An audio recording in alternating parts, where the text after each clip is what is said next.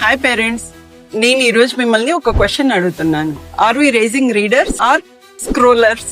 మీ అందరూ కంప్లైంట్ చేస్తూ ఉంటారు, మా బాబు ఎప్పుడూ ఫోనే పట్టుకొని ఉంటాడు అని. ఒక్కసారి ఆలోచించండి, వాడు మీ వైపు చూసినప్పుడు మీ చేతిలో ఏముంటుంది? ఫోనే కదా.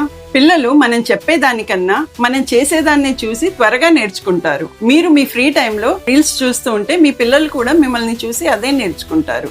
వాళ్ళు బుక్స్ చదవాలి అంటే ముందు మీరు వాళ్ళ ముందు బుక్స్ చదవడం స్టార్ట్ చేయాలి. మా బేబీకి ఇంకా అక్షరాలు కూడా రావు, అప్పుడే వాడికి బుక్స్ ఎందుకు అని అనుకుంటున్నారా? అన్నప్రాసన టైంలో మీరు డిఫరెంట్ ఐటమ్స్ పెడతారు కదా, అందులో ఒక బుక్ కూడా ఉంటుంది కదా. అంటే పిల్లలకి ఆ టైం నుంచే బుక్స్ అంటే ఆసక్తి ఉంటుంది.